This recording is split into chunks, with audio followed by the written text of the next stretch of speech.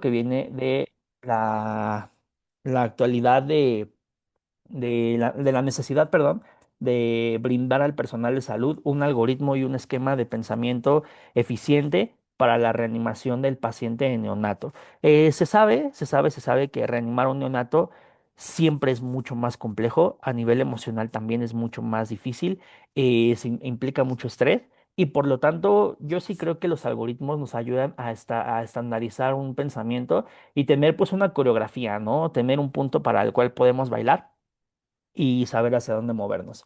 Entonces, una de las grandes diferencias dentro de la reanimación neonatal es que principalmente la causa del paro cardíaco en los neonatos es los problemas respiratorios, ¿no? Entendemos que sí se llegan a dar algunas condiciones ahí cardíacas en los neonatos, pero son un poco más raros.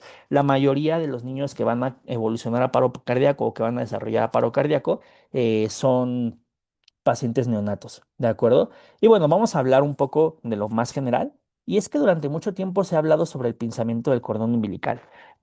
Recuerdo yo incluso hace mucho tiempo cuando tomé, bueno, no mucho, hace un tiempo cuando tomé este programa, nos decían que había que esperar y no sé qué tanto. Entonces, la actualidad nos dice que el día de hoy, en pacientes recién nacidos a término que no requieran reanimación inmediata, o sea, pacientes que estén vigorosos, que estén activos, que estén reactivos, que no requieran estimulación excesiva o el uso de oxigenoterapia, sí se puede retrasar el pinzamiento del cordón durante al menos un minuto. Esto la verdad es que es bastante interesante. El fundamento es muy, muy práctico, pero sí es bastante, bastante útil. E incluso ya de manera muy personal les puedo decir que las pocas veces que he tenido la desfortuna de hacer reanimación neonatal, que no han sido muchas, nunca he cortado el cordón en menos de un minuto. La verdad es que no. Siempre he tardado más. En el aspecto de la ventilación, bueno, aquí vamos a entender que es razonable proporcionar una ventilación a frecuencia de 30 a 60 ventilaciones por minuto en recién nacidos. Esto es un poco complejo porque sí choca un tanto con lo que es el algoritmo, pero tenemos que recordar que los pacientes se tienen que individualizar y se tienen que fomentar el pensamiento crítico dependiendo de lo que esté sucediendo.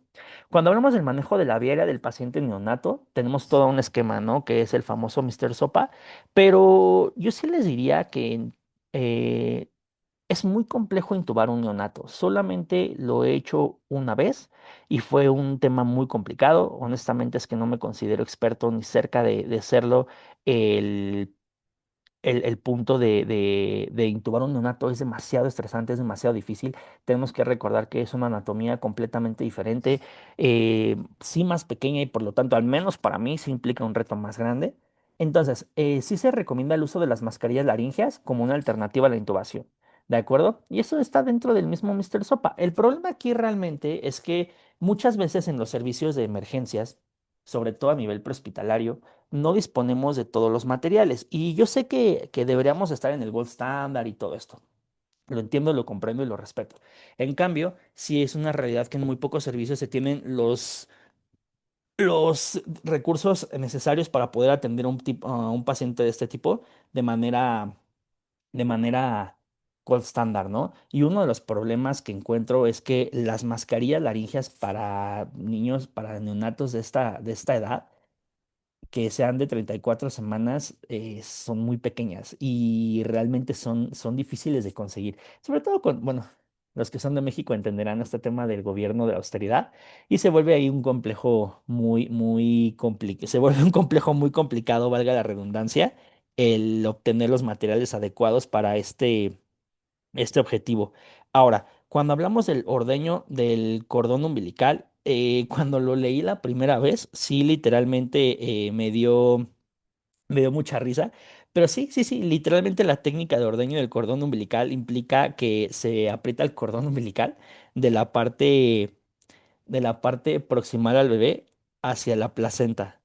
¿De acuerdo? Y más bien al revés, de la placenta al bebé para brindarle mayor sangre oxigenada. Y la verdad es que es bastante curioso, nunca lo he hecho. Y es la primera vez que encuentro ese argumento o que encuentro ese contexto dentro de las actualidades. Entonces por eso decidí ponerlo. La verdad es que es un programa bastante interesante tiene sus bemoles, ¿no? Aquí lo que les comentaba es que, bueno, el algoritmo es bastante diferente y vamos a hacerlo grande para poder entender. Tenemos que entender una cosa, que en el paciente neonato la reanimación se inicia de una manera diferente. Se tienen, se tienen pasos previos a la RCP. En el paciente adulto todos sabemos que lo primero que hay que hacer es tomar pulso, ¿no? Y tomar pulso, si no hay, pues iniciamos RCP y todo ese show. En este caso, bueno, tendríamos que tener preparado primero todo el equipo de reanimación neonatal, lo cual es un poco complejo en el medio prehospitalario porque muchas veces no se disponen de las medidas necesarias y de los equipos necesarios para cubrir las demandas de un paciente de este tipo. Que no tenga complicaciones, ahora con complicaciones mucho más. Una vez que nació el bebé, se tendría que llevar a un lugar apartado de la madre donde pueda estar caliente, etcétera, etcétera, para las evaluaciones iniciales, ¿no? Y la primera pregunta que nos tendríamos que realizar es si la gestación es a término. ¿A qué me refiero con que si la gestación es a término? Es muy simple. Si el bebé cumplió la gestación adecuada, si fue prematuro, prematuro extremo, prematuro tardío, si tiene buen tono, nos referimos al movimiento. También hay que ver aquí si el paciente llora, si respira, si no lo hace, también es bastante, bastante necesario porque nos van a dar las pautas para el manejo inicial. Si tiene todos estos criterios de manera adecuada, podemos tener en cuenta que se le puede dar a la madre, o más bien se le debe dar a la madre. Ahí dice algo muy curioso, ¿no? Piel con piel con los padres. O sea, literalmente yo sería más partidario de dárselo directo a la madre, que es lo que generalmente se hace, y que tenga contacto ahí con ello. Eso también ayuda a regular su respiración y pues le ayuda a mantener la temperatura. ¿De acuerdo? Entonces, si no tiene estos criterios, hay que calentarlo, ¿de acuerdo? Secarlo, pero secarlo me refiero a de manera vigorosa, o sea, lo podemos secar mientras lo estimulamos de manera vigorosa, de manera fuerte, o sea, tampoco se trata de lastimarlo, pero calentarlo va a ayudarle mucho también. El secarlo va a evitar que pierda temperatura y posicionar al bebé, estimular la vía aérea, bueno, posicionar la vía aérea y estimular. ¿Habrá necesidad de poder aspirar algunas veces? Sí, sí, sí, sí llega a ser necesario.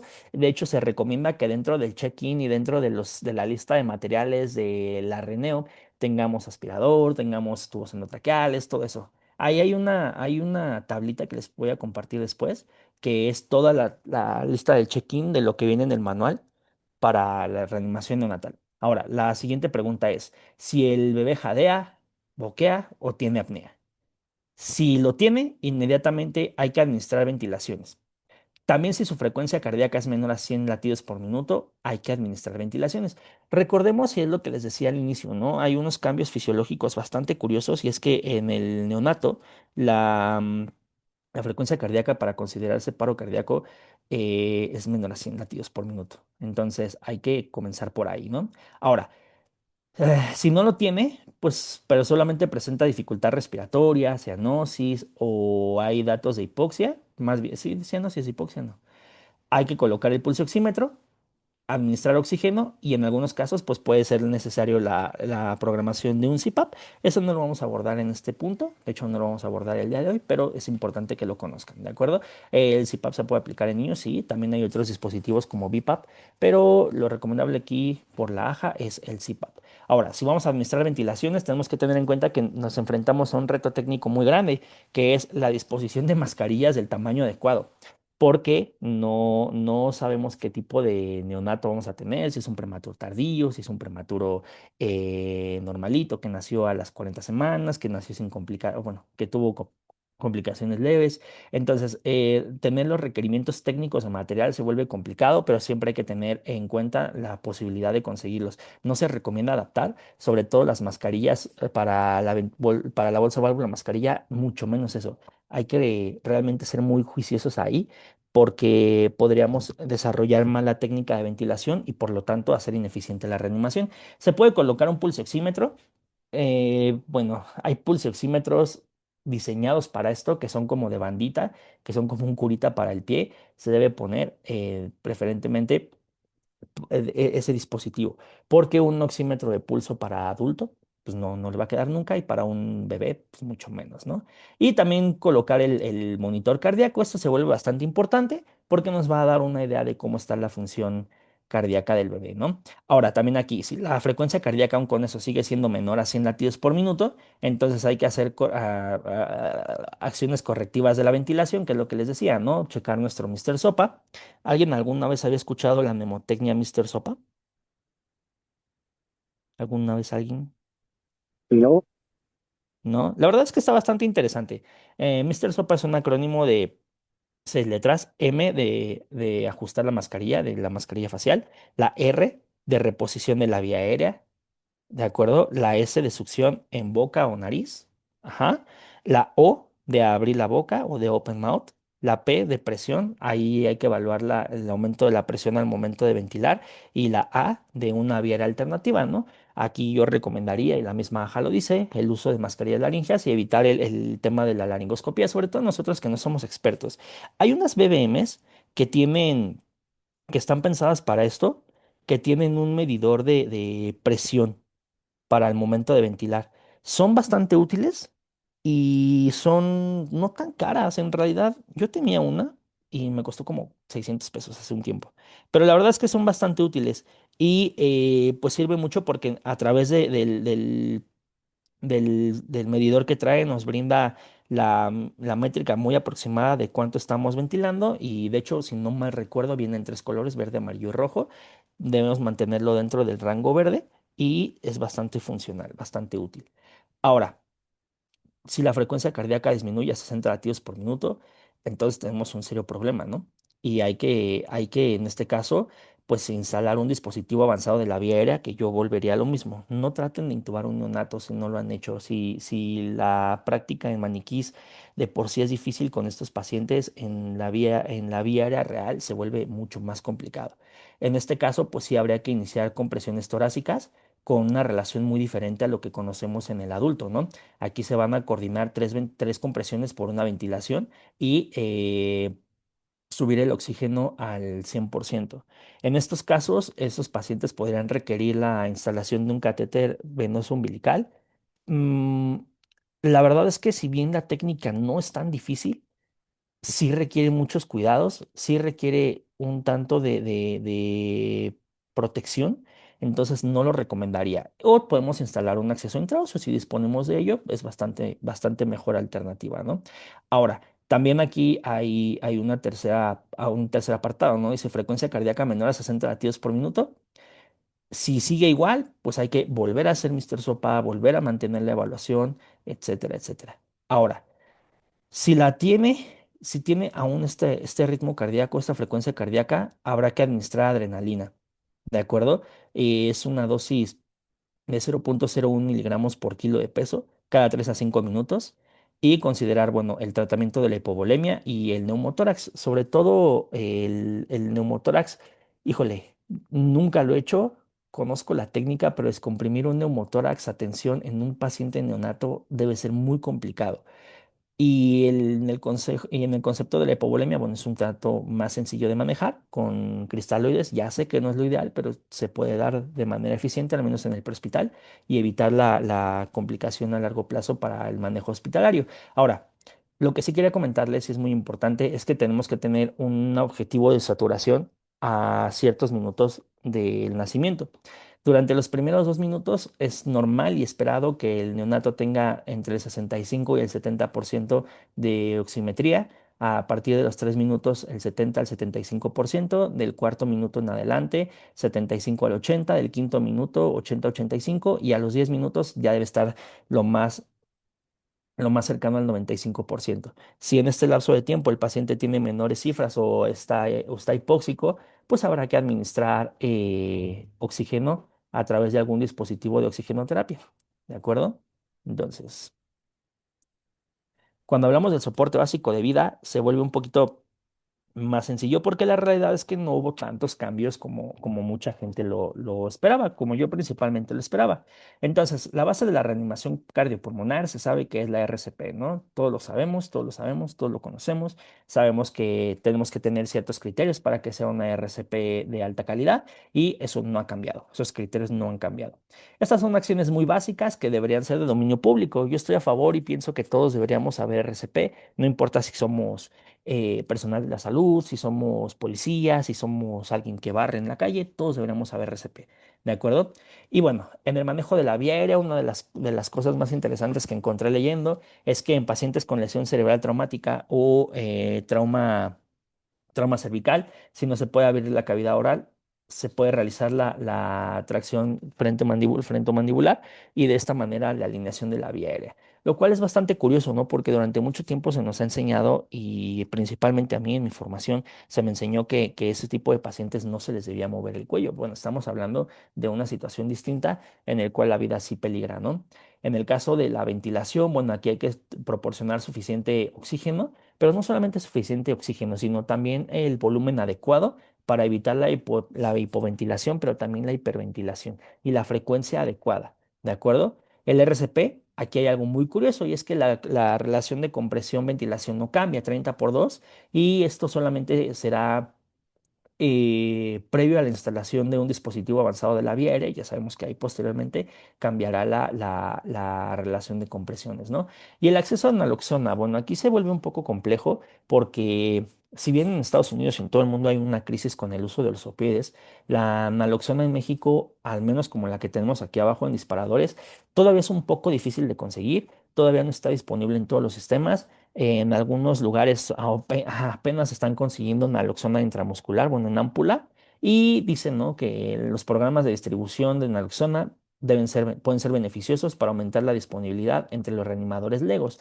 Los reanimadores legos, podríamos decirlos que son los reanimadores que no tienen nada que ver con las ciencias de la salud, son personas que pues, por su trabajo tuvieron que tomar un curso de primeros auxilios o que tuvieron que tomar un BLS porque son profesores, o sea, muchas de esas acciones y por relación con la naloxona es importante, dado que sabemos que hay verdaderamente una crisis de consumo de opioides, que hay de verdad una crisis con el abuso de estas sustancias, sobre todo con el fentanilo. Y pues cada vez es más común, ¿no? Y vemos cientos y cientos y cientos de videos y de noticias donde en tal lado se revirtió una, un toxíndrome opioide, ¿no? En tal lado esto, en tal lado aquello. Entonces sí es importante considerar el uso y el manejo de estos recursos. Cuando hablamos del soporte avanzado de vida pediátrico, bueno, aquí es un tanto sencillo porque hablamos de cambios que realmente no han sido tan grandes. De aquella última ocasión que pude tomar el Palsa, ahora que leí todo esto para poderles traer la información a ustedes, realmente hay muy pocos cambios. Algunos muy novedosos, algunos que me parecieron bastante normales, pero bueno. En la farmacología, fíjense, esto es bien interesante. En lactantes y en niños en paro cardíaco con ritmo inicial no desfibrilable, o se hace una sistolia o una actividad eléctrica sin pulso, se recomienda y será razonable usar una dosis inicial de adrenalina lo antes posible. Eso se ajusta muy a la par del algoritmo de ACLS, ¿no? Que dice que si el ritmo no es desfibrilable, administres una adrenalina lo más pronto posible. Obviamente la dosis cambia en el paciente adulto al paciente pediátrico, ¿de acuerdo? O al paciente lactante. En el caso de la taquicardia supraventricular con pulso, aquí sí hay un cambio muy notorio. Nos menciona que si lactantes y niños con taquicardia supraventricular inestable, o sea, con datos de inestabilidad hemodinámica, que no han respondido a maniobras vagales, que no respondieron a adenosina o a cardioversión eléctrica sincronizada, se puede usar procainamida o amiodarona intravenosa. Híjole, lo único que le encuentro malo ahí es que la procainamida no está disponible en muchos lados, la amiodarona sí, y es bastante sencilla de utilizar. En realidad yo creo que sería una excelente alternativa. En el manejo de la fisiología o en la comprensión de la fisiología del RCP, en el caso de lactantes y niños, perdón, con vías respiratorias invasivas que se instalaron durante el RCP, digamos un tubo endotraqueal o una mascarilla laringea o un dispositivo supraglótico, depende cuál sea el que usen, porque no en todos lados usan mascarillas laringeas, habrá quien use comitubos, cosas así. Se recomienda el monitoreo del ETCO2, del CO2 al final de la expiración, como un monitor de la eficiencia de la RCP, ¿de acuerdo? Y bueno, algo que a nosotros no nos va a tocar, difícilmente nos llega a tocar, es que cuando el CO2 al final de la expiración es bajo, muchas veces lo guiamos, sobre todo en adultos, para detener los esfuerzos de reanimación. En los lactantes y niños esto no se recomienda y se recomienda buscar otras alternativas. Les digo, es muy poco probable de por sí que atendamos paros cardíacos pediátricos o lactantes en niños por hospital, pero sí se vuelve un escenario muy caótico y se debe buscar la eficiencia del RCP a toda costa, ¿no? Ahora, cuando hablamos de la ACLS o del ACLS, del famosísimo ACLS, el soporte avanzado de vida en el paciente adulto, bueno, vamos a hablar de un tema muy curioso, ¿no? Que se ha hablado de todos lados, por todos lados, es la desfibrilación secuencial doble. Aquí es muy curioso porque no se estableció la utilidad de la desfibrilación secuencial doble en adultos con paro cardíaco, con ritmo desfibrilable, obviamente, porque no vamos a desfibrilar ritmos no desfibrilables después de 3 descargas eléctricas o más. Híjole, yo jamás he usado la desfibrilación secuencial doble. De hecho, para serles muy honesto, desconozco bien el método de uso. Desconozco a ciencia cierta cómo es que se aplica, pero pues en realidad yo ya tenía conocimiento de que no era la mejor alternativa y sobre todo también la disponibilidad, ¿no? Si de por sí a veces se vuelve complicado tener un desfibrilador, tener dos a nivel prehospitalario es complicado. Sé que hay servicios que pueden tener muchos más, pero al menos en la Ciudad de México la gran mayoría no cuenta con ellos, no cuenta con uno y pues, mucho menos con dos. En el aspecto de la farmacología, se recomienda administrar la adrenalina después de que se hayan administrado los intentos iniciales de desfibrilación. Ok, ya tuvimos un ritmo desfibrilable, llegamos, tuvimos un ritmo desfibrilable, le dimos una descarga y no revirtió, entonces puedo administrar la adrenalina si la relación es de 1 miligramo en 10.000, uno en 10.000 le dicen también, y con una frecuencia de 3 a 5 minutos, evitando pues el uso frecuente para evitar la vasoconstricción cerebral y por lo tanto la lesión, ¿no? También aquí es muy curioso. Yo recuerdo que durante un par de años muchas veces escuché que decían, no, es que a lo mejor la adrenalina ya desaparece, no, es que la adrenalina ya no va a funcionar. Y yo siempre me mantuve muy al margen de esos comentarios, pero la realidad es que ya está demostrado que la vasopresina, que también es un vasopresor, no funciona básicamente ni sola ni en combinación con la adrenalina. O sea, no dan una mejor supervivencia, no dan un mejor resultado. Simplemente es que, pues, no tienen la eficiencia que creíamos o que algunas personas creían que iba a tener.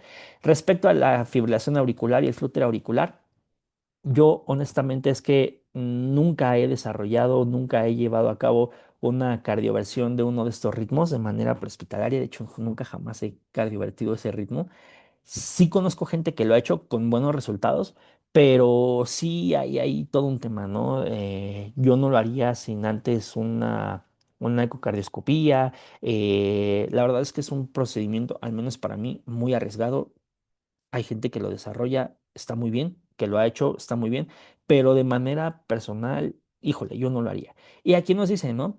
Que la utilidad de la cardioversión sincronizada doble en la fibrilación auricular en adultos como estrategia de tratamiento inicial, pues no es del todo favorable, tampoco es desfavorable, simplemente es que no hay suficiente evidencia que respalde este procedimiento, ¿no? Es curioso porque son ritmos no tan comunes, sobre todo la FA es muy común verla en viejitos, pero se vuelve complicado cuando hay inestabilidad. La verdad es que yo sí preferiría que ese paciente se viera a través de un especialista que acudiera o transportarlo para la valoración, pero, híjole, desarrollarla yo no lo haría.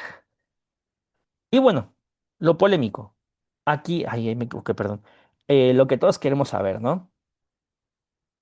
Hubo un tiempo, no sé si lo recuerdan y por eso lo puse en primer lugar, en que salió que hacer RCP con la cabeza a 30 grados mejoraba la supervivencia y todo eso. Yo incluso lo intenté alguna vez, lo reconozco, y la AJA nos dice muy tajantemente, no se recomienda la RCP con la cabeza levantada en adultos con paro cardíaco. O sea, sé que no tiene no tiene mejor supervivencia, no tiene mayor beneficio. Y la verdad es que si no mal recuerdo, cuando se empezó a hablar de esto, se recomendaba un dispositivo específico que tenía forma de rampita. O sea, no es ponerle mi mochila abajo, no es ponerle mi pierna abajo. No, no, o sea, sí tenía que tener una elevación adecuada, tenía que tener un ángulo adecuado. Entonces, no, es verdaderamente. al menos en los servicios que yo conozco, complicado que tengan esos materiales, esos recursos, y yo no lo recomiendo, no lo pienso tampoco. Ahora, enfriar a los adultos y niños con hipotermia potencialmente mortal lo más rápido posible, con relación al menos de 0,15 centígrados por minuto. Híjole, y aquí lo pongo porque para mí es muy polémico, les voy a explicar. De por sí, encontrar un paciente con hipertermia maligna o con hipertermia potencialmente mortal es complicado, porque hay que entender que hay una diferencia entre fiebre e hipertermia, ¿de acuerdo? Pero bueno, supongamos que tenemos un paciente intoxicado por, no sé, ¿qué les gusta? No sé, cualquier químico fármaco que nos pueda desarrollar hipertermia, ¿no? Enfriarlo de manera prehospitalaria o iniciar el enfriamiento de manera prehospitalaria, no, banda, yo no lo haría. Esto es más bien una medida hospitalaria porque hay que recordar que se disponen de otros recursos, pero yo la neta no lo haría.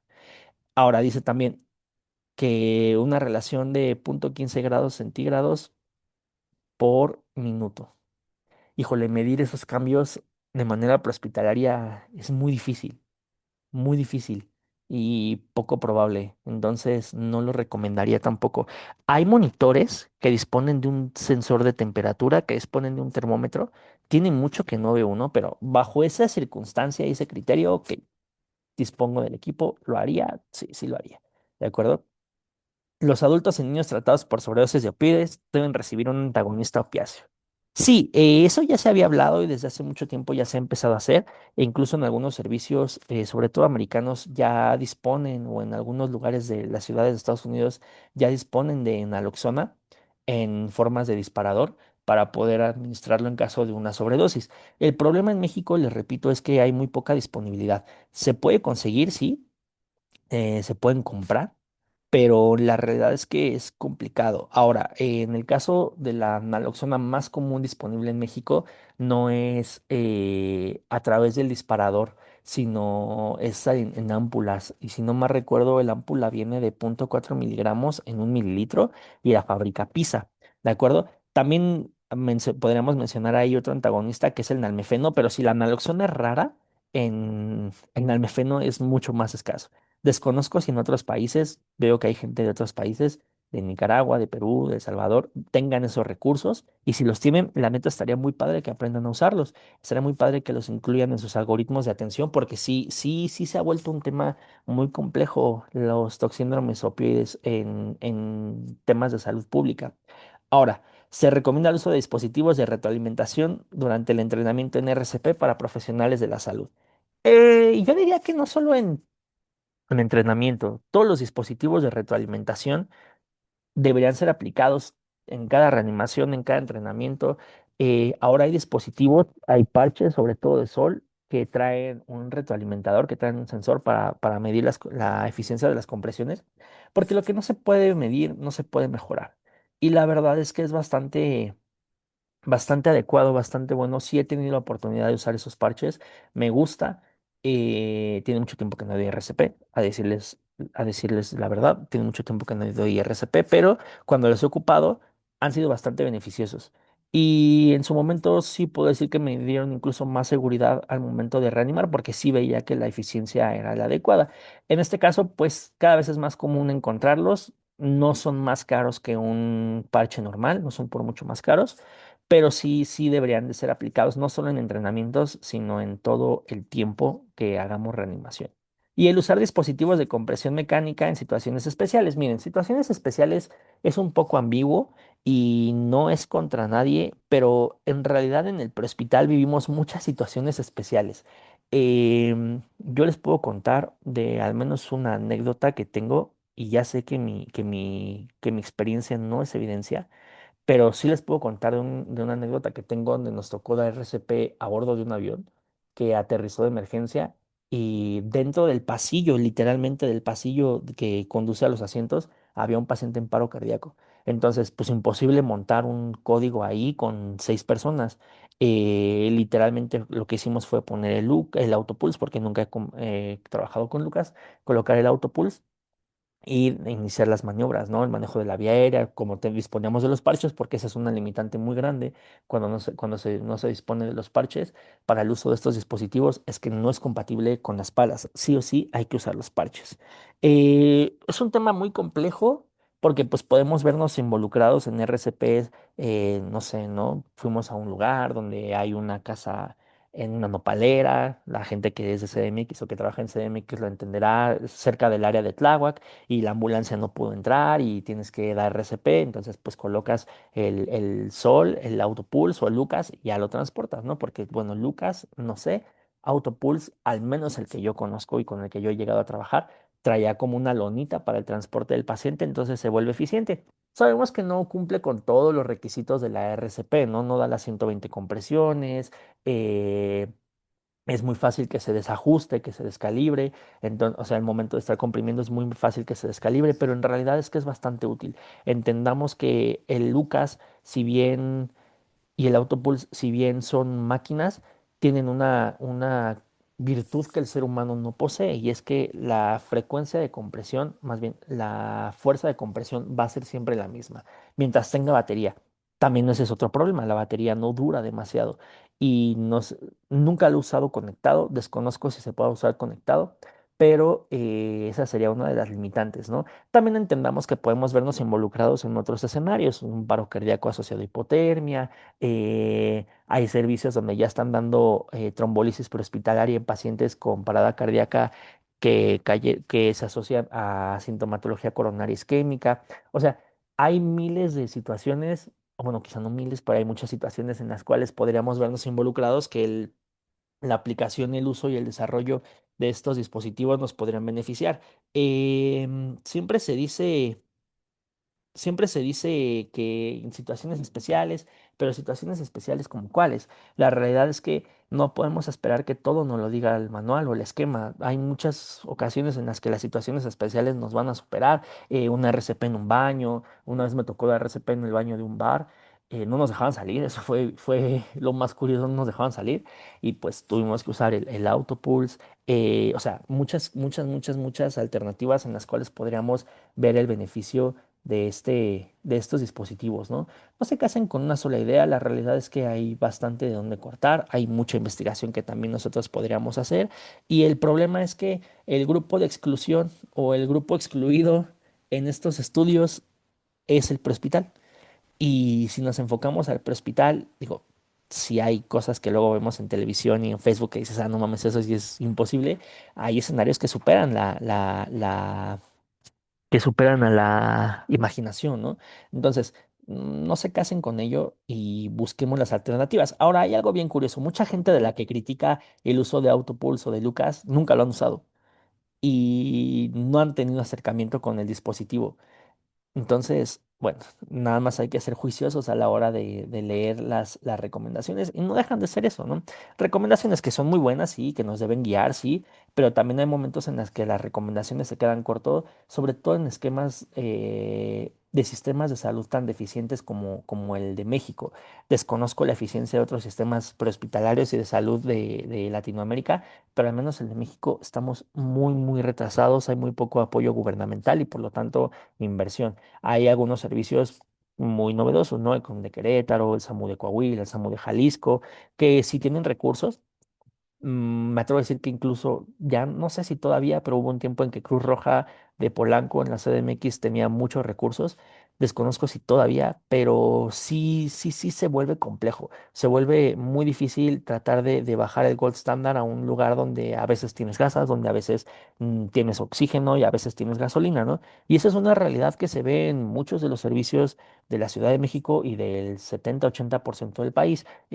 Protección civil, EUM, escuadrones voluntarios, donde sabemos que hay escuadrones voluntarios, por ejemplo, Rescate Querétaro, que tiene puta dinero a madres, o lo que es aquí en la Ciudad de México, lo que antes era Iberomed también, pero la gran mayoría de servicios públicos o voluntarios, pues no disponemos de ese gran volumen de recursos y por lo tanto no nos podremos ajustar de todo al gold estándar, ¿no? Obviamente sí no estoy a favor de que hagan iatrogenias, ¿no? No estoy a favor de que den RCP con el pie o que se inventen ahí una técnica de RCP con las nalgas o algo así, porque vemos cada cosa luego que digo, chale. Y yo estoy seguro que también yo he dicho y he hecho alguna barra basada más de una vez. O sea, no me enoja porque también he sido parte del problema, ¿no? Más de una vez. Y quien diga que no lo ha sido, miente totalmente. Ahora, pues la realidad es que este webinar fue muy cortito. Sé que hay mucho más de dónde hablar. Hay temas ahí que podríamos hablar del manejo posparo cardíaco, que tiene algunas cosas muy interesantes, pero la verdad y la realidad, chicos, es que muchas veces al menos a nivel prehospitalario, no tengo una estadística y he querido trabajar en eso. La gran mayoría de pacientes no obtienen retorno circulatorio espontáneo o ROSC, si se quieren ver muy AHA voice, muy Return of Spontaneous Circulation. Y pues es triste y a la par es lo que comúnmente nos vamos a encontrar. Y si hay algo ahí que menciona, ¿no? Mantener en el caso de los niños la tensión arterial sobre el 10º percentil a la edad, mantenerla en el adulto sobre 90 milímetros de mercurio sistólica por la habilidad de la tensión arterial, el uso de vasopresores, que cuál es el mejor, bla, bla, bla. La realidad es que nos quedamos muy cortos respecto a lo que el estándar nos pide y lo que realmente tenemos. Yo les quisiera preguntar, por ejemplo, ¿quién de ustedes en sus servicios tiene todos los fármacos que menciona ACLS? ¿Quién tiene naloxona en disparador? ¿Quién tiene, no sé, o sea, sí, de mínimo, ¿quién tiene todos los fármacos de ACLS? No nada más lidocaína, miodarona, adrenalina y atropina. ¿Quién tiene todos, todos, todos los que menciona el algoritmo? A ver, vamos a ver el chat brevemente. Ah, hay alguien de Naucalpan. Hola. Excelente webinar. No, no es cierto. La verdad es que no. Les pido una disculpa, chicos. La verdad es que no me siento tan bien físicamente y sí siento que les quedó un poco mal el día de hoy, bastante, pero igual traté de esforzarme, les repito, era un webinar muy cortito porque también qué chinga estar tomando clase previo a las fechas de Navidad, pero gracias también por su interés y fue lo más relevante. Hay mucha paja, ¿no? Y hay de que cambiamos el nombre de la cadena de supervivencia y que no sé qué. Hay mucha paja, hay muchas cosas que les repito, no nos sirven no porque no queramos conocerlo, sino porque son a nivel hospitalario y no se dispone de ese tipo de recursos a nivel prehospitalario. Sí existe una tendencia a mejorar la calidad de los servicios, sí existe una tendencia a hacer un servicio más eficiente, pero la realidad es que sigue siendo un tema muy complejo a nivel político y económico. Entonces, pues sí, hoy literalmente hice lo mejor que pude con lo que tenía y espero que les haya gustado. Si tienen dudas, preguntas, adelante es el momento, los escuchamos.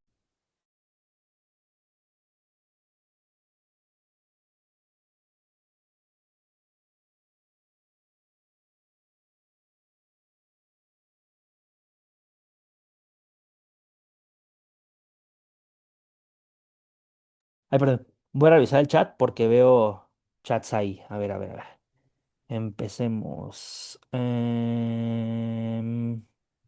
Esos fármacos los mantienen más Doctor, bien. tenemos ahí una pregunta. Sí, sí, sí, es lo que estoy leyendo. Ok, Me gustaría no sé si conocer. quieres si la leo o la está leyendo ya. La estoy leyendo ya. Denme un segundito y esperen, es que me sale. Ay, güey, la madre, no sé qué le moví. Me gustaría conocer por qué la calibración eléctrica sincronizada no es el mejor tratamiento para la FA. Estoy hablando de ALS y las guías, ajá. Ok, mira, eso viene en la guía. A nivel hospitalario, ahí habla de una respuesta sincronizada. Sí. Veamos, hay un problema muy grande que tiene específicamente la FA y es que es trombogénica. Llega a desarrollar, pues, trombos, como su nombre lo dice, llega a desarrollar trombos.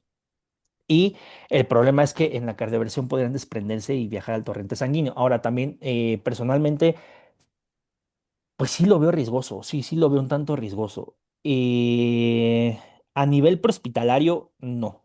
A nivel hospitalario, bajo vigilancia y bajo ciertos cuidados, sobre todo de la heparinización o el uso de algún fibrinolítico, iba a decir, o el uso de algún antiagregante, iba a decir, anticoagulante, pues sí podría ser. recomendable. Ahora, aquí hay un criterio muy importante que es principalmente ¿cómo te lo puedo explicar? Es que ando bien bugueado la verga. Ando bien bugueado, más de lo normal. Pero a ver, voy a tratar de explicarlo de la manera más razonable posible de mi boca. A ver, ya expliqué este tema de la coagulación, pero, pero, bien, aquí mencionábamos específicamente en la presentación que no se estableció en la desfibrilación doble secuencial. No, la neta es que ya no sé ni qué les estoy diciendo, banda. Mm. ¿Empezás por allá?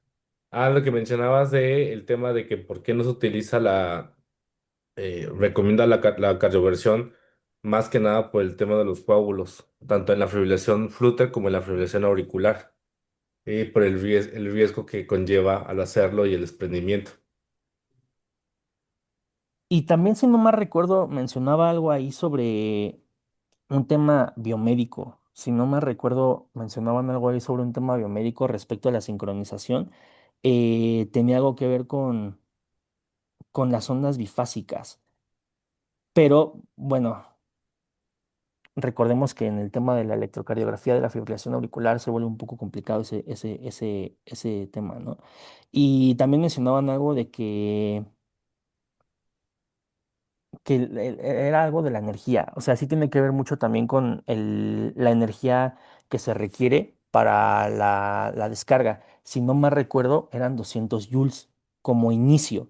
Y pues 200 joules en un monitor bifásico, que es el que la mayoría conocemos, porque hasta donde sé ya no hay tantos monofásicos. Creo que los LifePak todavía, pero al menos los que yo he conocido y usado, que son los Sol, no. Es la energía máxima, es la energía máxima. Entonces, puede ocurrir ahí un fallo de la descarga y por lo tanto el que la descarga sea ineficiente. No sé si con eso contesté la pregunta. Creo que no, pero lo intentamos el día de hoy.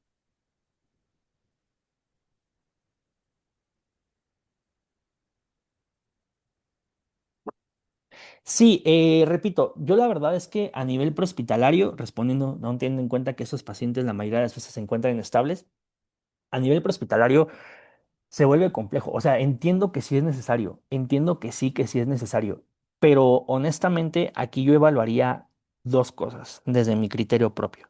Y hablo desde mi criterio propio. Uno, la distancia al hospital y dos, la disponibilidad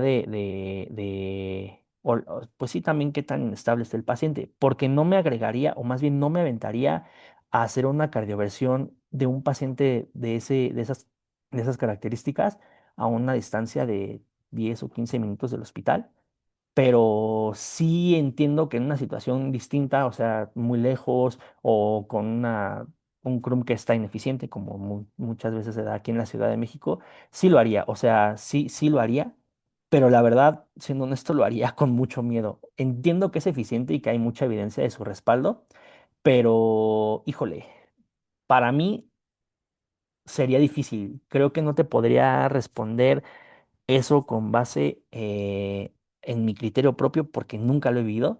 Entiendo sí el punto de que es necesario y de que las guías lo recomiendan, pero sí también existe el sesgo del personal de salud, existe el sesgo propio y es que yo nunca lo he hecho. Entonces no sé qué tan eficiente pueda llegar a ser. Pero si tú te sientes capaz de desarrollarlo, está bien y estaría cool también que nos compartieras si has tenido algún caso, si llegas a tener algún caso de ese estilo, los resultados, porque una cosa para mí siempre ha sido lo que me dicen las guías y otra cosa también lo que he podido obtener en la experiencia. Y en este caso, pues sí, no tengo experiencia con ese tema específico. Lo haría solamente bajo ciertas condiciones, o sea que de verdad el paciente esté muy inestable y que el centro hospitalario esté lejos. Solo así, solo así, solo así, solo así. De otra manera, y también hay que considerar que es inestable, ¿no? Porque no todos los pacientes tienen los 5 puntos de la inestabilidad hemodinámica, ¿no? O sea, pero si está hipotenso, si sí tiene datos de shock, bla, bla, bla, entonces sí lo haría. Si a lo mejor solamente está con dolor torácico, dolor isquémico, pues podría considerar no hacerlo. Pero ya de manera así a ciencia cierta, pues sí tendría que tener datos de inestabilidad muy francos para mí, de acuerdo a lo que dice la guía, para poder descargarlo. Ay, güey. Ay, creo que me salí. Ah, no, sigo aquí. Sí, aquí sigues. Una disculpita, no le sé mover a mi computadora, estoy bien, güey. Muchas gracias, Pepe. ¿Alguien más tiene alguna duda, alguna pregunta respecto a lo que estábamos mencionando?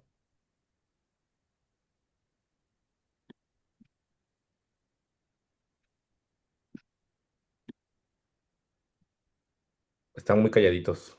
Sí. No, pues es que también no. Ahora sí que no valgo verga, ¿no? Hoy sí como que no valgo verga, más que otros días. Les repito, chicos, la verdad, pues sí, sí es una disculpa, sí no estuvo chido. No, no rifamos hoy. Sí, generalmente no rifamos hoy menos.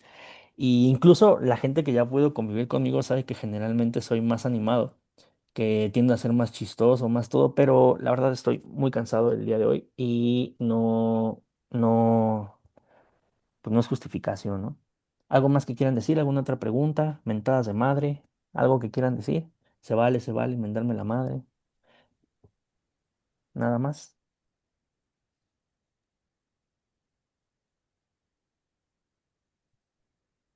Tampoco deben mentir por convivir, ¿eh? Si se va a decir, ah, no, pinche huevina culera ese güey.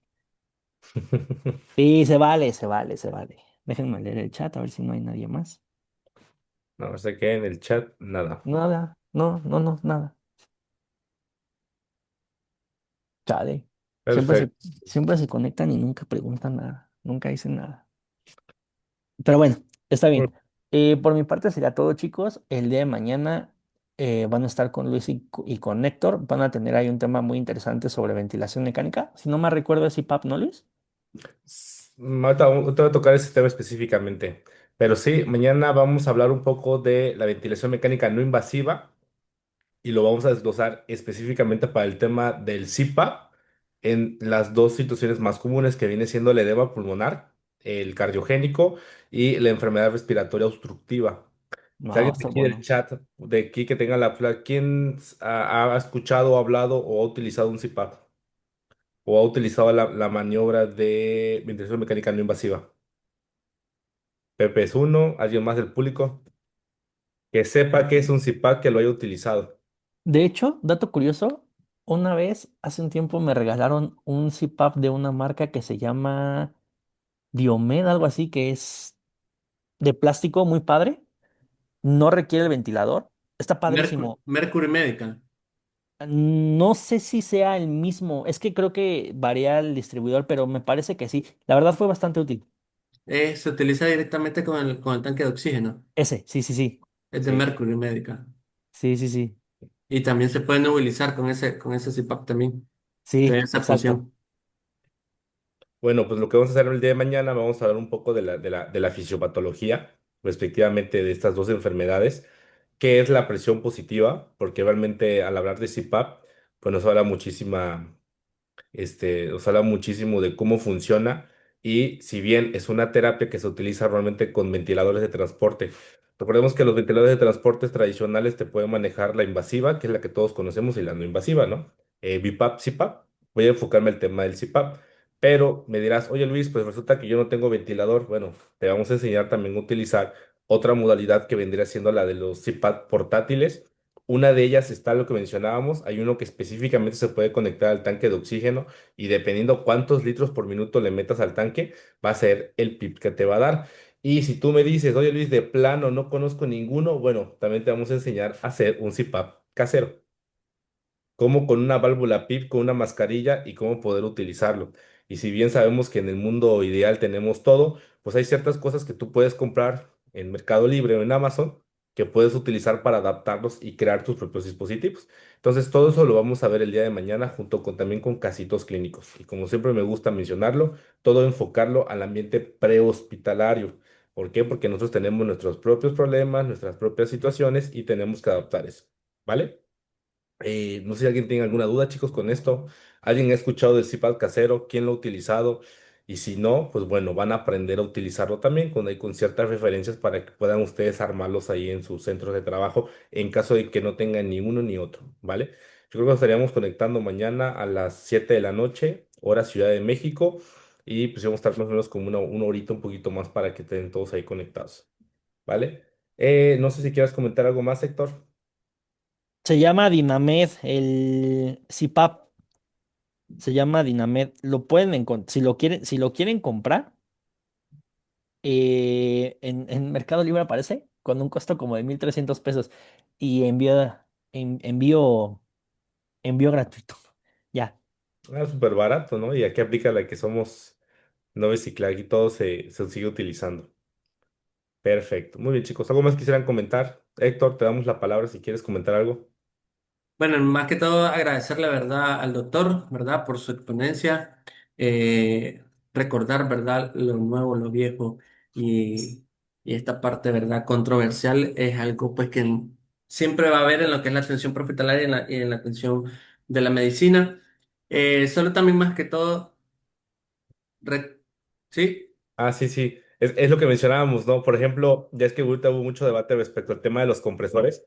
Yo personalmente he utilizado el Lucas y otro que es el Armin, que son los dos de pistón, y la verdad es que en Sí. escenarios muy complejos te funcionan adecuadamente. Una vez tuve un paciente que me agarró a medio traslado en carretera. El hospital más cercano estaba a 1 hora, porque no había, o sea, literalmente era carretera libre. Y eso junto con otras tecnologías, o sea, tuvimos retorno de la circulación espontánea. Iba yo solito atrás en la ambulancia con el paciente. Y ya lo mencionaba Pepe, si de por sí es complicado, nos enseñan que tienes que hacer una CLS con 7 personas, ahora hazlo tú solito. Yo aquí Es- tengo una pregunta que me gustaría hacerles porque una vez me la plantearon y el chile no supe qué responder. A ver, entendemos que en México existe una regulación respecto a los servicios hospitalarios. Si tu paciente te cae en paro durante el transporte, ajá, no tienes, y aplica para todos los países, para que también nos expongan desde sus perspectivas médico-legales, no dispones de un dispositivo de compresión mecánica. No tienes Lucas, no tienes Autopulse, no tienes genéricos, nada. Estás tú, tu operador y alguien más. ¿Qué haces? ¿Detienes la ambulancia para dar RCP o continúas hasta el hospital?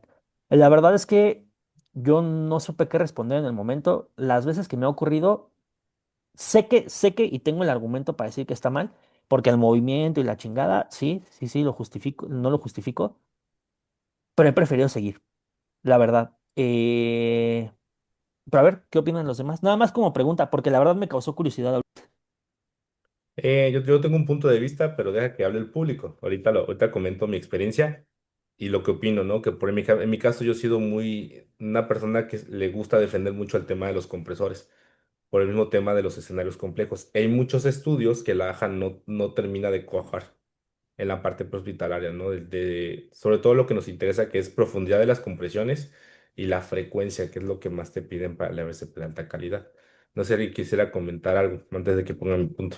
Autopulse te da 90 compresiones por minuto, no llega ni a 100.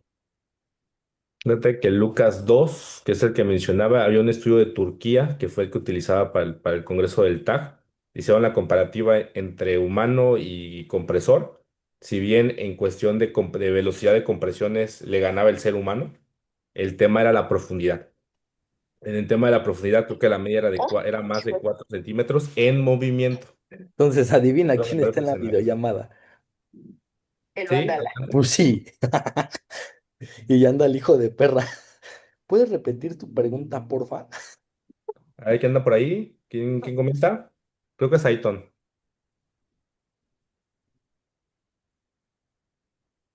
Sí, sí, sí, por ahí.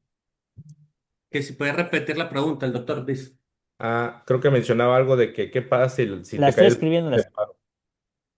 La están escribiendo. Prácticamente si te cae en paro el paciente en ambulancia, supongo. ¿Y qué haces? ¿Te detienes con presiones o te vas de largo, ¿no? Teniendo en cuenta que no tienes todos los recursos para poder trabajar. Creo que esa es la pregunta. Sí, esa es.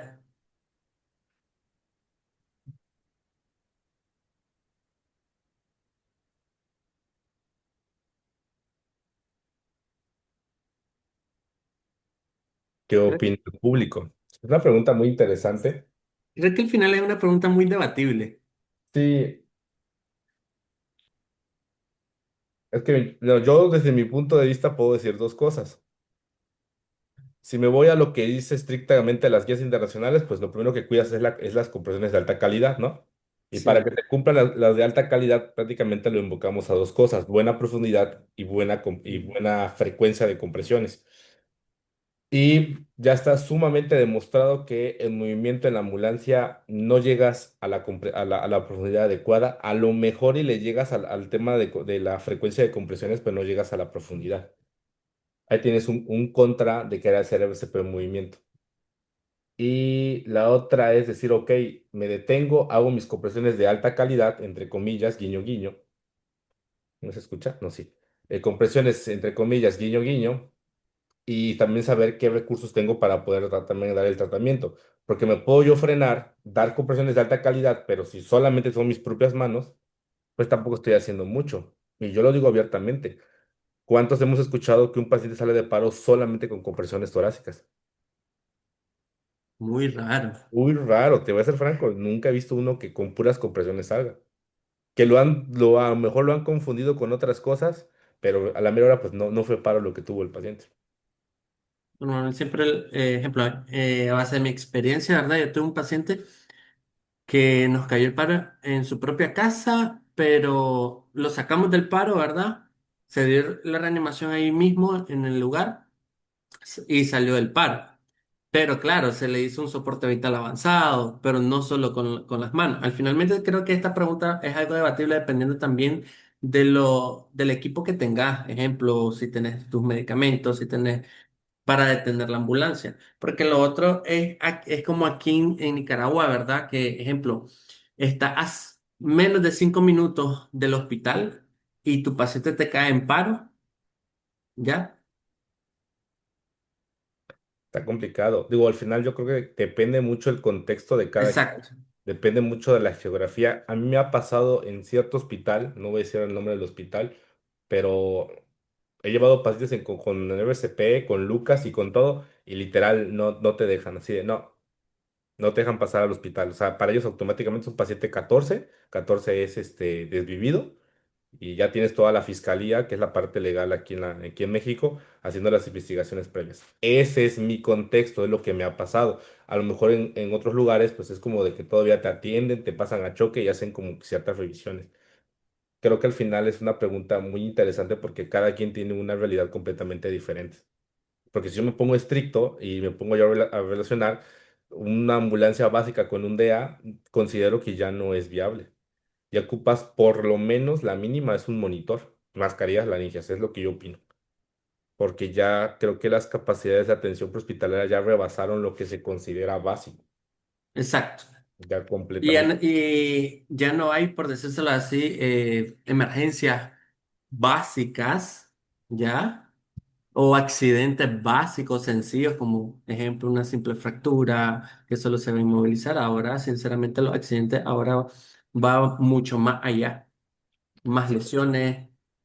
Sí, no, y citando las palabras de un maestro mío, Johnny Manrique, él mencionaba lo siguiente hace algunos años, o sea, ya ahorita tu famosísima Pocket, tanque de oxígeno IDEA, eso te lo puedes dejar a lo mejor a un policía, a un salvavidas, a un guardavidas, a alguien de protección civil, a un policía, y hasta ahí.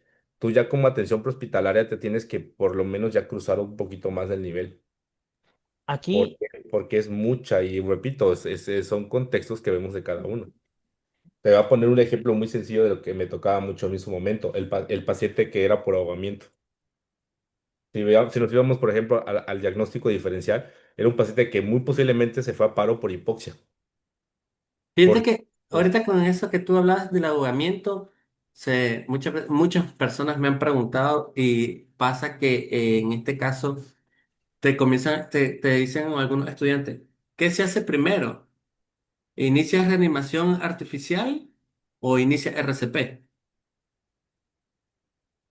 Fíjate que es una ¿Inicias con ventilaciones o inicias con RCP? Lo que muchos hacen, lo que veo que estructuras se enseña mucho es darle hasta las famosísimas 5 ventilaciones y las compresiones, que me parece perfecto, ¿no? Pero hay que entender que si la causa de paro es hipoxia, ¿qué necesita? Revertir la hipoxia. Y si es un paciente que está extremadamente encharcado por agua, es aspirarle y por lo menos meterle una mascarilla a la laringe. Esa sería como una forma de corregirlo. Y si yo, Luisito, llega con su DAI y puro 30 por 2 30 por 2 30 por 2, perdóneme, pero no creo que se haga el paciente. Pero De recuerda que lo que he la visto en otras RCP es la base de la reanimación, güey. O sea, sí o sí la RCP es la base de la reanimación.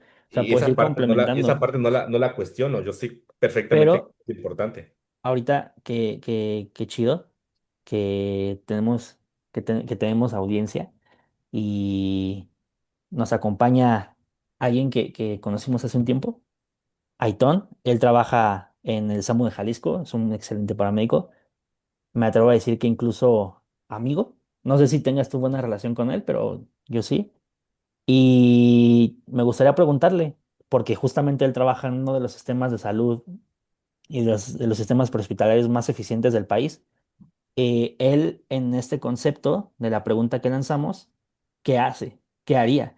O sea, estás en un transporte, estás llevando un paciente, te entregaron del helicóptero, lo tienes que llevar al hospital, el paciente está muy crítico, te cae en paro cardíaco, no dispones de autopulse, tienes tu desfibrilador normal y todo, pero estás a una distancia de más de 5 minutos del hospital.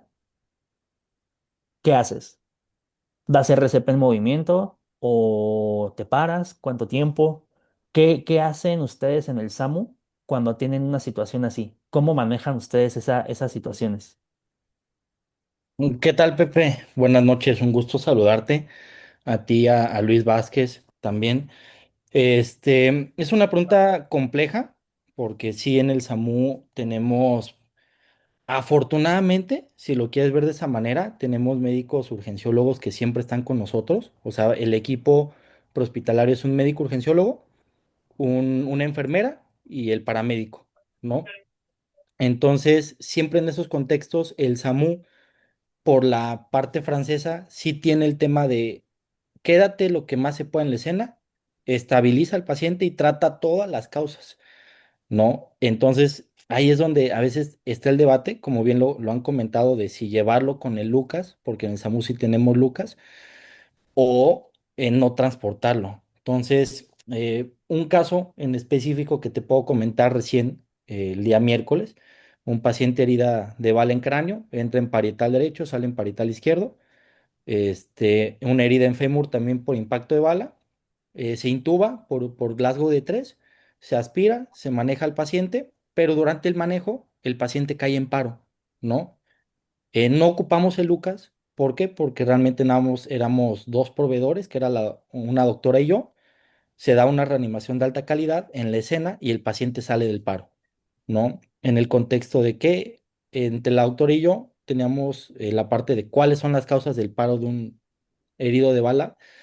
Pues realmente hipoxia no era, porque estaba intubado, quizá hidrogeniones. Tenemos el ISTAT para sacar la gasometría y ver todas las causas reversibles del paro, ¿no? Entonces, en ese contexto, sí esperamos a que el paciente con un buen RCP de alto rendimiento saliera del paro. Pero sí ha pasado que en transportación aeromédica hay pacientes que sí caen en paro, ¿no? Porque sí, los hospitales los sacan muy, muy tronados. Son hospitales que sí no tienen los recursos ni para poner una cánula orofaringia, ¿no? En los pacientes que llegan. Y en esos contextos, llega la aeronave por nosotros, vamos al hospital, estabilizamos lo que más se puede al paciente, pero por la situación crítica, como tú lo comentas, sí se le pone el Lucas y se traslada con el Lucas. Llega a caer en paro, se activa el Lucas y se llega ya sea en compresiones con el Lucas o se buscan las causas reversibles en el helicóptero, pero es muy poco probable, ¿no? Porque ustedes lo saben, el helicóptero pues no tienes espacio, no tienes buena comunicación. A veces helicópteros en los que he viajado no tienen para colgar las soluciones, entonces se vuelve mucho caos. Entonces son decisiones que en tierra se tienen que tomar para ver qué tanta mejoría o qué tanto favorecimiento tiene el paciente para ese tipo de condiciones. Pues muchas gracias. La verdad es que bastante reveladora la pregunta, la respuesta, perdón. Y bueno, justamente preguntaba porque sabemos que el SAMU de Jalisco es una de las instituciones con más recursos a nivel nacional, ¿no? Entonces, sí me parece reveladora lo que nos dices. Y pues muchas gracias, digo, qué chido, ¿no? Ojalá todos tuviéramos la disposición de todos esos materiales, hasta de un iStat, ¿no? Que estaría verguísima, pero pues la realidad es que es un estándar irreal para, repito, como el 80% de los servicios prehospitalarios, cuando menos. Entonces, Luis, ¿algo más que quieras decir? Sí, y yo creo que al final es lo que mencionábamos, digo, aprovechando el comentario de Ayton, ahorita que estuve yo en el CRUM la semana pasada, paciente en paro, domicilio, fue paro presencial. O sea, sin mentirte y con cronómetro, hermano, fue como una hora de reanimación. O sea, entre lo que lo estabilizas, viene el apoyo y todo, o sea, ya a bordo de la ambulancia de que ya se arrancó el conductor, 1 hora 10. Pero estás viendo que se hizo absolutamente todo, más los medicamentos, más ventilación mecánica, e incluso aprovecharon y hicieron ahí el tema del ultrasonido, que es muy bueno, es muy, muy, muy simbólico esta parte, pero sí se necesita, como tú lo mencionabas, mejor el recurso, por todo lo que se mencionábamos. Claro. Y al final, ese es un tema bien cabrón, güey. Hablar de recursos y de partidas presupuestales se vuelve muy complejo. No todos los servicios van a tener acceso a ese tipo de materiales en mucho tiempo, considerando que la gran mayoría, sobre todo Protección Civil, depende en algunos municipios y ciudades del recurso de Secretaría de Seguridad Pública. Entonces, yo sé que muchas veces queremos el gold standard. Yo he pasado por varios servicios, estuve en bomberos incluso, y literalmente dan las migajas de lo que no quiere la policía, ¿no? De lo que le sobra a la policía. Porque ahí hay un tema muy complicado respecto a lo político, y hasta que no haya una regulación un poco más compleja o algo, pues no va a caer partidas presupuestales. Entonces es bastante curioso y complejo. Pero qué chido que hay servicios que lo tienen, ¿no? Y que hay ciudadanos que van a poder obtener ese beneficio en una situación de emergencia en ciertas ciudades. Qué cool, ¿no? Ahora sé que si caigo en paro, pues me gustaría caer en paro en Querétaro o en Jalisco, ¿no? No es mi pinche ciudad. Pero bueno, no, eso espero que nunca pase, y además que si pasa, pues mejor me cargue la chingada, ¿no? Entonces, eso es a título propio. Entonces, por mi parte es todo. Espero que tengan una excelente noche. Creo que hemos podido abordar la gran mayoría de los temas que quería, y pues tengan una excelente noche. Felices fiestas, chicos. Hasta luego, Pepe. Igual, chicos, espero verlos el día de mañana. Estaremos empezando a las 7 en punto, hora Ciudad de México. Y pues vamos a ahí meter varios casitos clínicos para también sea un poquito agradable la plática. Yo soy muy fluido, me gusta mucho el tema de la fluidez, que participen también. Creo que una parte importante es que prestemos atención. Yo entiendo que ya es de noche, pero si solamente pongo el teléfono y lo escucho a lo lejos, no se capta toda la información, ¿vale? Héctor, ¿algo quisieras ya comentar para cerrar la participación del día de hoy? Sí, solo más que todo algo rápido, comentar algo rapidito, ¿verdad? Para cada uno de los que están aquí participando en el webinar, ¿verdad? Que se les está dando, ¿verdad? Un descuento para nuestros próximos cursos, el curso de caje básico y avanzado y ventilación mecánica, que van a iniciar en enero, ¿verdad? Un descuento de el costo para la gente que está aquí en el webinar ya y que nos está escuchando de un costo de $80. Costo regular del curso es de $120 y toda la gente que está aquí involucrada en el webinar se le está dando un descuento y les va a quedar hasta en $80. El curso es totalmente online, tiene una duración de aproximadamente 9 semanas, ¿verdad? Si tienen alguna duda, pregunta sobre el curso o la información completa, de igual manera nos pueden escribir al 8187 1423. De igual manera también, como ya tenemos sus contactos, ¿verdad? De igual se les va a mandar también la información, ¿ya?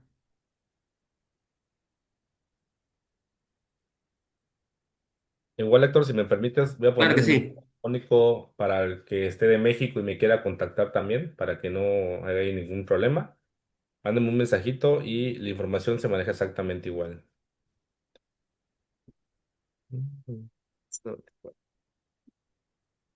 Muy bien, pues por mi parte sería todo, Héctor. Chicos, ¿alguna duda, alguna pregunta? ¿Qué les pareció la plática de hoy? Por ahí pues también están, le pueden tomar captura de pantalla, chicos, ¿verdad? Los contactos, ¿verdad? Ahí está el número también de Luis, ¿ya? Cualquier información que puedan desear, ¿verdad? También aquí pues lo pueden, no lo pueden hacer. y con mucho gusto, ¿verdad? Le brindamos toda la información. Si tienen alguna duda, pregunta que tengan, lo esperamos el día de mañana. Eh, Igual a las 7 de la noche, ¿verdad? Y pues nada, muchísimas gracias al doctor, muchas gracias Luis, ¿verdad? Y muchas gracias a cada uno y a cada uno de ustedes que participaron y hicieron que este evento, ¿verdad?, sea efectivo. Hasta luego, chicos. Nos vemos mañana. Que descansen.